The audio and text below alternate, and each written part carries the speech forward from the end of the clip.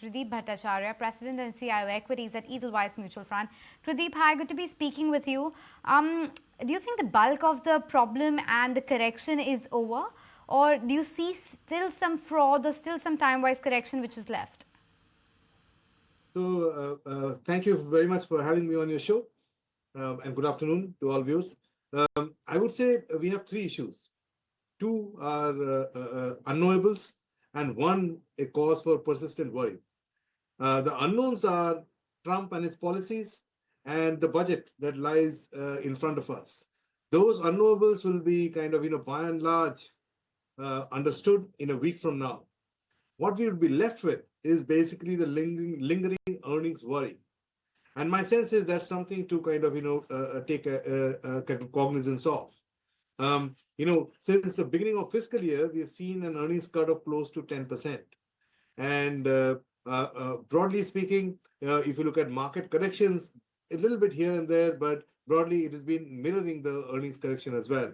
So I think because the market declines are associated with earnings fall, we think that till the time earnings make a comeback, markets will actually be will take a bit of a breather. It will not be immediate.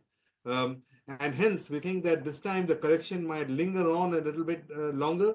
But I don't think this is more than a 6 or 7 month problem. I think by the time we hit about June quarter of next year, we would see earnings starting to come back. And that's when we would look the markets to kind of, gradually recover.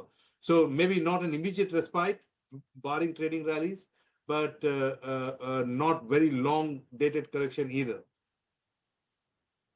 Good afternoon, Trideep. This is Shrishti also joining in. But in this market correction, we have seen the mid caps and the small end of the market falling more. So just wanted to get a sense that how are you placing your bets within the space after the recent fall?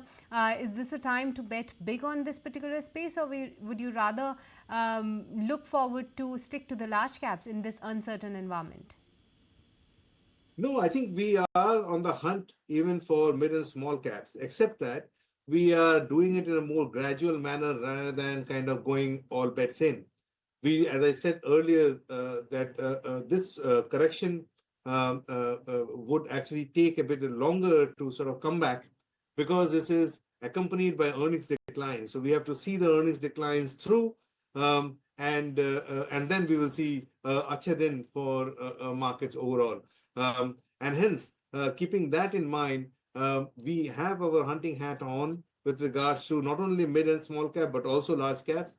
But we are much more gradual in nature rather than going all bets in. We would like to see some of these unknowables out of the way.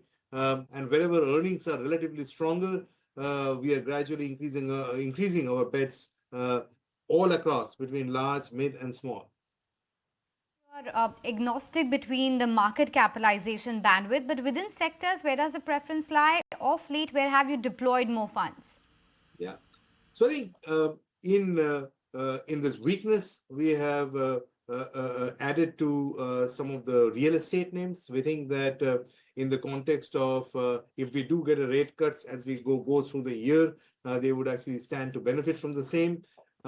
We also think that areas like NBFCs, where balance sheet is strong and they have strong franchise, that's another area, both in large and mid cap space, where we have kind of, we feel that earnings are likely to be resilient, valuations are still reasonable. And again, if there's a rate cut as we go through the year, they would stand to benefit from the same. And finally, selectively on the consumption side, we think consumption could be the dark horse of calendar year 25. As we get some better prices, we are nibbling our way in. Starting position is, of course, underweight in consumption. But we think as the year goes by, the prices look to me incrementally interesting on this space. Right, but Trideep, one such hope or one such expectation in the market was that in the second half of this particular fiscal year, the Capex was expected to pick up. The budget is just around the corner. Just wanted to get your sense on that. Were you also hoping for the Capex to pick up in the recent while? And also during this period, the PSUs have taken a backseat. Nobody is actually talking about that. So are you on a hunt to find some value within the PSU basket as well? So to answer your first question, yes, I am disappointed with the pace of comeback of Capex in the back half of fiscal year 25. I mean, to put numbers here, we had budgeted for 11.5 lakh crores, and it seems even if we go full throttle from here, we'll end up doing somewhere between 8 to 9 lakh crore and nothing more this year. Partly driven by lack of decision making, driven by elections, but even subsequent to elections, the pickup has been a little bit slower than what we would have budgeted for. But in the context of government, they think in a 5-year term. So, just because it didn't happen in 6-9 months, not all is lost. So I'm hopeful that in the upcoming budget, as Honorable Finance Minister talks about, the future growth plans, Capex forms an important part of the agenda. And I'm hopeful that whatever spend has not happened this year will make a comeback in the subsequent year. So I'm disappointed, but we haven't lost heart on that one. Now, with regards to kind of, some of these areas within capital goods also ran up a bit too much, hence the valuations were on the higher side, which needed to correct. And that's the other part which is kind of coming through in this result season as well. So it's a good bit of a reconciling with fundamentals that has happened over the last 6-9 months. I think it will make a comeback, but with a bit of a lag. When that comeback does really happen. But yes, this year definitely the government has fallen much shorter on expectations with respect to their Capex announcements. Trideep, just coming back to the point wherein you said you're still positive on real estate. Given the fact that the stocks have run up quite a bit in the last couple of years, perhaps even ahead of fundamentals, and there are initial reports talking about how that sector might have just plateaued out a bit in terms of the inventory building up or the registration slowing down, at least in certain segments, wouldn't it be better to play through the building material side, because that is where the comfort of valuation lies? A good spot. So I think when we talk about real estate, we talk about direct plays as well as indirect plays. And clearly the direct plays, which are the builders, have done quite well over the last few years. I would argue that they have the runway is still ahead of them. They would do well as well. But going forward, maybe the ancillary sectors like the building materials, which haven't done as well, will actually continue to will actually kind of start to improve. I do see a bit of a further 6-9 months gap, after which that trend starts to pick up, because we think the initial stages of the project completion is not yet fully done. So in sync with what you are saying, but it might take a little more time.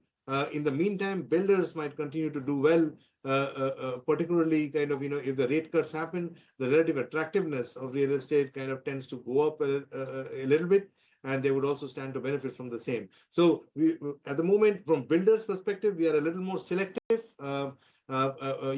holding on to the ones which have a strong launch pipeline, and gradually building our positions in building materials or ancillary sectors is the way we are approaching this sector.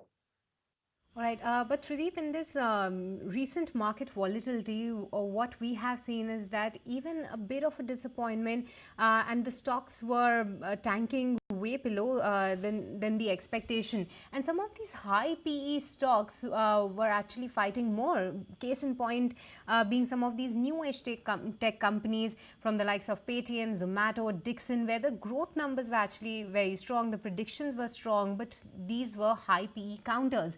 But given the recent correction, do you believe that this is once again maybe a time to look at these particular stocks or sectors where the growth outlook is very strong? Or maybe you think that for some time now, for quite some time, one should just avoid this completely and maybe try to build an exposure later?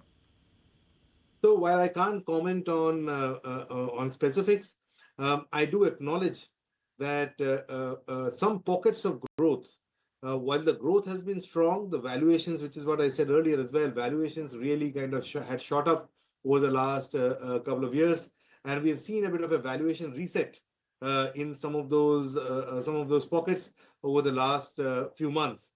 The way we are approaching this is, as long as we are getting an earnings premium versus broader market in those segments, in those pockets, we are holding on to our bets. Even though there is a bit of a valuation correction, we had taken some profits earlier, but we are not completely exiting.